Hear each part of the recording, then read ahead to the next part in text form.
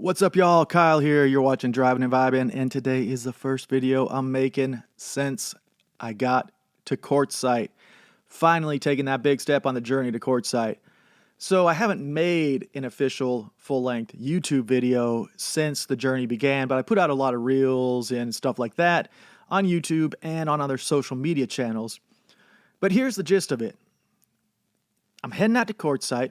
Here I am to get a lithium battery upgrade to this van, get some solar put on it, and take some adventures across the Southwest.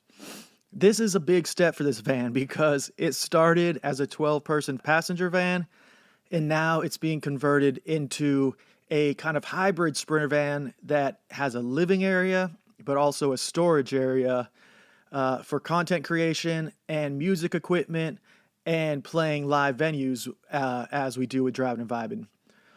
So that's, all of that's pretty big. It started out in Fairhope whenever I decided if I'm going to really do this, I'm going to get all the windows tinted to the maximum that Alabama allows. So I did that.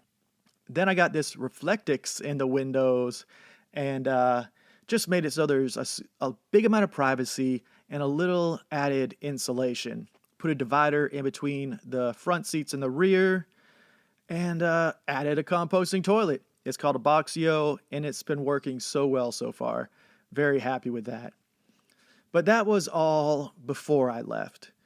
Then I finally hit the road in South Alabama and made it out to Quartzsite in 3 days. At the beginning, I was really hoping that I could do it in 2 days, but that would be just an awful experience. 3 days wasn't even that great, but that's what it was. And I was happy with the amount of time it took each day, and I granted myself as many stops as I wanted because I wasn't in a hurry if I was going to take 3 days. So I landed in Quartzsite. The first night, I was so hungry. It was so late. Few places were open that served real food. So I stopped by the Quartzsite Yacht Club, something me and Olivia have never done before, even though we've always wanted to. And you know what? I decided to become a member. There's my membership paper right there, y'all.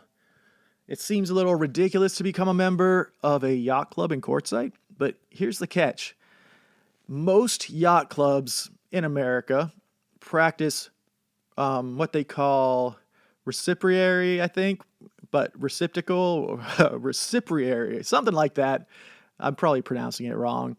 But either way, if you're a member of one yacht club in America, you can go into another yacht club and eat dinner or do whatever that only members can do.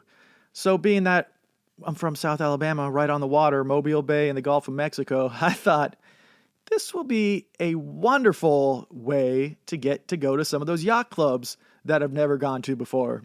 So that's what I did the first night. But I was so tired. I just headed straight out to a boondocking spot in, pitch black dark and found the best thing I could and got a pretty good night's sleep. But then today started, the first day in Quartzsite, and I did not want to waste it because this was going to be one of my only free days in the near future here in Quartzsite. So I made the most of it. I went to Gem World in the morning, looked at all the gems. They were pretty cool, but they were all very expensive. Then I went to, where did I go? The Flea Market, or like the swap meet, what they call it. It is really just a bunch of trash out there, but you can always find a, hidden treasure. So I found a present for Olivia and enjoyed looking at a few other things, but it was super sensory overload. So I left there looking for some relief, which I did not get because I wanted to go to Desert Oasis Bookstore. That's the famous bookstore where the once nudist roamed the aisles and ran the store. He has since then deceased, which is unfortunate. Olivia and I got to meet him multiple times back in the day, though. I just wanted to check up on the place, see how it was. I bought a book, and it was interesting as usual. Probably not as thriving as it once was, but still open and ready for business. Then I finally came back to the boondocking spot and got some rest because I was still so tired from all those travel days. And I finally got some caffeine. I didn't get caffeine in my system until probably 3 or 4 o'clock. And that's not how I usually operate. What else? All right, so after I watched some Netflix, I did a little meditation, headed back into town, this time cruising on the South Strip, and I realized that there was a huge gem and rock show going on. And this was like the booth style show where everything was super discounted and so many options. And I got to tell you, I've been into gemstone stuff lately. Not that I like to collect it so much, which I do like to collect it, but rather I became a huge fan of forming and polishing raw rock into something that looks cool and polished. Let me find a piece real quick to show you what I'm talking about. All right. So the stone I've been working with a lot is what is like a super rough rock with emerald in it. And they call it emerald and matrix. It's raw emerald inside of its natural existence inside of stones, which could be quartz or some sort of black stone, which I'm not completely sure what it is. But that's what it looks like. There you can see a lot of emerald on the end of it. Cool little shape I made. And yeah, that's just what I've been into lately. Probably a little too much, but I super enjoyed it. And at that other gem sale, I got this other piece of raw emerald in quartz. Let me see. So that's what you can see it looks like. Not polished, just a raw stone. This one I picked out specifically because it's got a huge chunk of emerald sticking out of it. But I really like this piece. And then I also found this other stone. I forgot the name of it. It's on the tip of my tongue, but it's named after a town in California.